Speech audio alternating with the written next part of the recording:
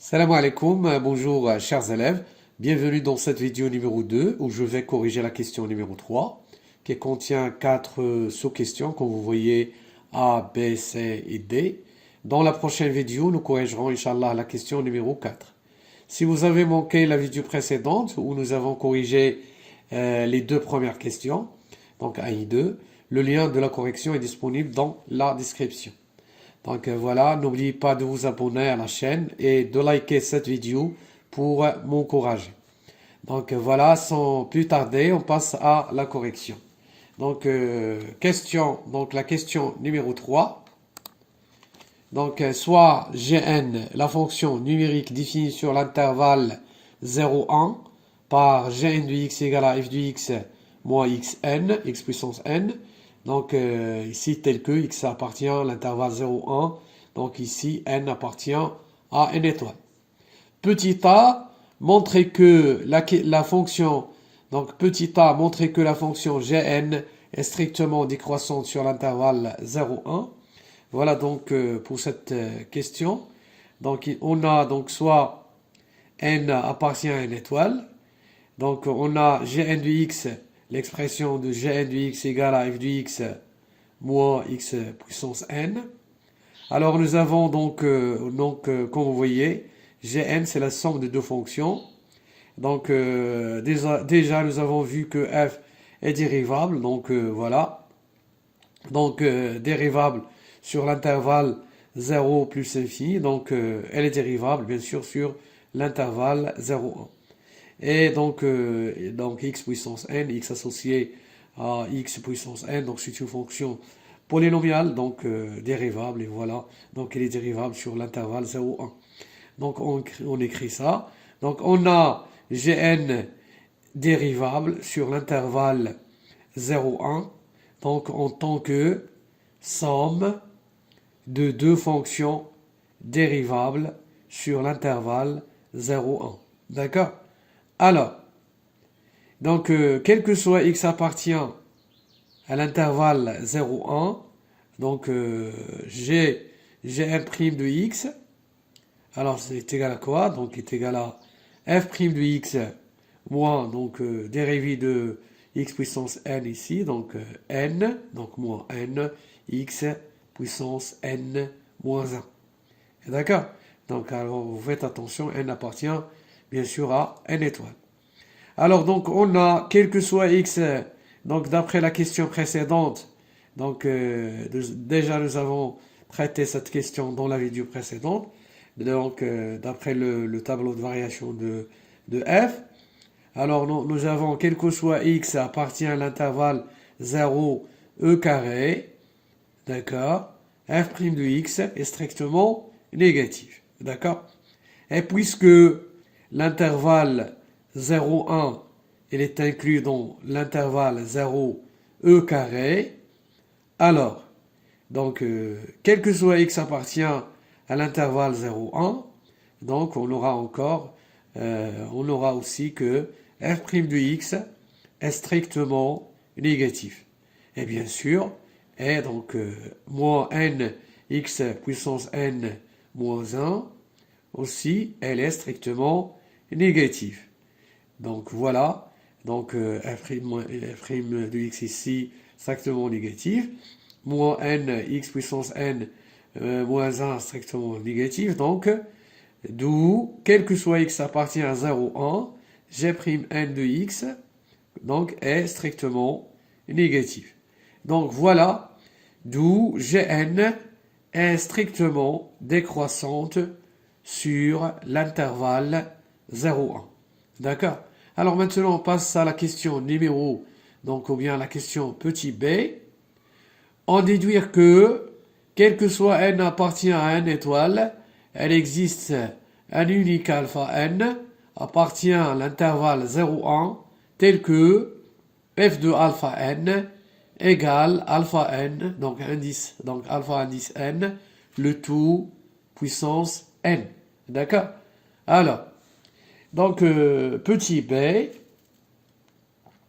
déduisons que, quel que soit n appartient à une étoile, bon, elle existe un unique alpha n appartient à l'intervalle 0, 1, donc tel que f de alpha n égale alpha n le tout puissance n. D'accord? Alors, donc ici on a, donc voilà, déjà nous avons vu, donc on a déjà, donc Gn, comment il est, donc Gn, donc c'est une fonction qui est, elle est continue. Donc pourquoi elle est continue? Parce que c'est la somme de deux fonctions continues sur l'intervalle 0, 1. Donc Gn est continue, d'accord? Et strictement décroissante sur 0, 1, d'après la question précédente, est strictement décroissante sur l'intervalle 0, 1. Donc Gn, donc voilà, qu'est-ce qu'on va déduire? Donc Gn est une bijection, ou bien elle est, donc est bijective, donc Gn est bijective, donc soit vous dites une bijection, ou bien c'est une fonction qui est bijective de l'intervalle 0,1 vers l'intervalle, donc Gn de 0,1, l'image de cet intervalle, Gn donc de 0,1. Alors Gn, donc d'après la question précédente, donc c'est une fonction qui est strictement décroissante. Alors l'image de cet intervalle par Gn, 0,1, donc voilà, égale. Donc la limite quand x tend vers 1 moins, donc x ici inférieur strictement à 1, donc de Gn de x, et donc limite x tend vers 0 plus Gn de x, donc voilà. Alors, donc on a donc la limite quand x tend vers 1 moins Gn de x, donc c'est quoi ça? Donc c'est égal directement Gn de 1. Alors Gn de 1 égale, donc d'après l'expression de Gn de x égale, donc Gn de x égale à f de x moins x puissance n, donc est égal à f de 1 moins 1 puissance n, c'est 1. Donc, et nous avons déjà donc l'expression de f de x, c'est bien sûr est égal à moins ln de x sur racine carrée de x. Donc f de 1 est égal à 0. Donc est égal à 0 moins 1, ce qui est égal à moins 1. D'accord? Et donc voilà. Et la limite quand x tend vers 0 plus de Gn de x égale, oui, la limite quand x tend vers 0 de f de x moins x puissance n, donc égale. Donc nous avons vu déjà que la limite, donc dans la vidéo précédente, que la limite, donc x tend vers 0 plus de f de x égale à, donc plus l'infini, et bien sûr ici est égal à 0, donc cette limite est égale à plus l'infini. Donc voilà, et comme 0, donc vous voyez, donc 0 appartient à cet intervalle, donc moins 1 plus infini. Et puisque 0 appartient à cet intervalle, c'est l'image de l'intervalle Gn de 0, 1, donc Gn, donc le Gn de 0, 1. Alors, l'équation Gn de x égale à 0, donc c'est-à-dire quelle équation? C'est-à-dire f de x égale à x puissance n, admet quoi? Donc admet bien sûr une unique solution alpha n dans l'intervalle 0,1. D'accord? Alors vous pouvez donc écrire cette conclusion. Conclusion, quel que soit n appartient à une étoile, elle existe un unique alpha n appartient à l'intervalle 0,1, d'accord? Tel que f de alpha n égale alpha n le tout puissance n. Voilà pour cette question et on passe maintenant à la question suivante. Petit c. Montrer que, quel que soit n appartient à une étoile, Gn de alpha n plus 1 est strictement négatif. D'accord? Donc voilà, donc pour cette question, on va donc montrer que donc quel que soit n appartient à une étoile, donc nous avons donc Gn de alpha n plus 1 est strictement négatif. Donc on a Donc, n appartient à une étoile. Donc, alors, bien sûr, donc n plus 1, donc ceci implique que n plus 1 appartient à une étoile. D'accord? Donc, appartient à une étoile, bien sûr. Donc, Gn plus 1 de x, l'expression de cette fonction, donc ici, Gn plus 1 du x est égal à f du x moins quoi? Moins x à la puissance de quoi? N plus 1, puisque n plus 1 appartient à une étoile. Donc, d'après la question précédente, nous avons vu que l'équation Gn du x égale à 0 admet une unique solution alpha n appartient à l'intervalle 0, 1. Donc voilà aussi donc Gn plus 1 de x égale à 0 admet aussi donc une unique solution alpha n plus 1 appartient à l'intervalle 0, 1. D'accord? Donc voilà. Alors, il existe un unique alpha n plus 1 appartient à l'intervalle 0, 1 tel que Gn plus 1 de alpha n plus 1, d'accord, égale à 0. D'accord?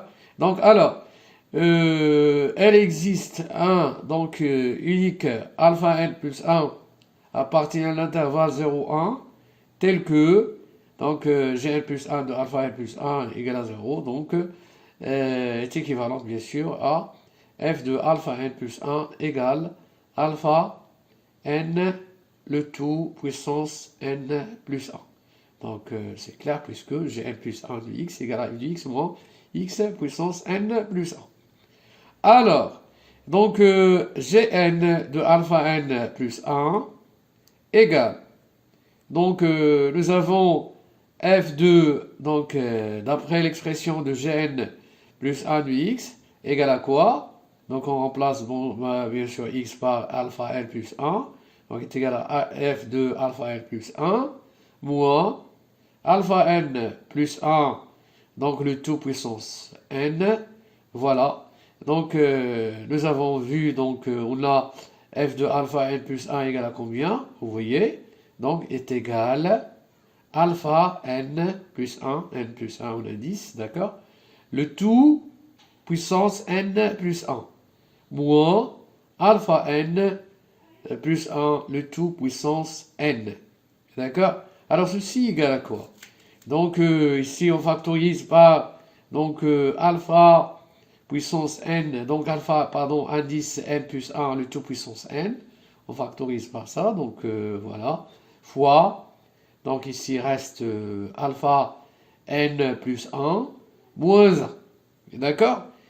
Donc, comme donc, nous avons vu donc, ici que alpha n plus 1 est compris entre 0 et 1, et comme alpha n plus 1 compris entre 0 et 1, alors, donc, bien sûr, donc alpha n plus 1, le tout puissance n, fois donc alpha n plus 1 moins 1, donc strictement négatif, pardon, strictement négatif.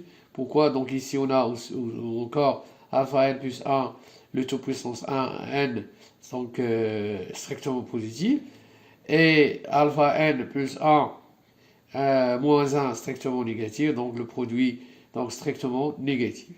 D'où, donc ceci bien sûr est égal à Gn de alpha n plus 1, donc il est strictement négatif. Donc voilà pour cette question, et passe maintenant à la dernière question, la question petit d. Montrez que alpha n, la suite alpha n, donc ici n, donc supérieur ou égal à 1, est strictement décroissante. Oui, en déduire qu'elle est convergente. Donc voilà.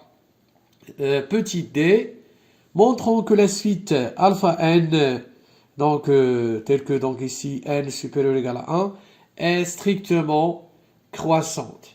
D'accord? On a, d'après la question précédente, nous avons Gn de alpha n plus 1 est strictement donc négative. Donc alors, voilà, Gn de alpha n plus 1 est strictement, donc ici 0, c'est quoi 0? C'est donc Gn de alpha n. Donc Gn, entre parenthèses ici, donc on a Gn de alpha n égale à 0. Donc on remplace 0 par Gn de alpha n. Et puisque Gn est strictement décroissante sur l'intervalle 0,1, donc c'est une fonction qui est strictement décroissante, alors qu'est-ce qu'on va déduire? Donc alors, oui, donc le symbole ici va donc changer. Donc ici, on a alpha n plus 1 supérieur donc à alpha n. Donc du coup, alors la déduction maintenant, donc alpha n, donc n supérieur à 1, est strictement croissante. Et comme vous voyez déjà, nous avons alpha n, elle est compris entre 0 et 1, donc alpha n, donc elle est donc ici strictement croissante. De plus, elle est majorée donc par 1, donc et comme elle est majorée par 1, donc elle est convergente. Donc elle est convergente. Voilà donc pour cette question. Merci pour votre attention et à la vidéo prochaine, Inch'Allah. Salam alaikum wa rahmatullahi ta'ala wa barakatuh.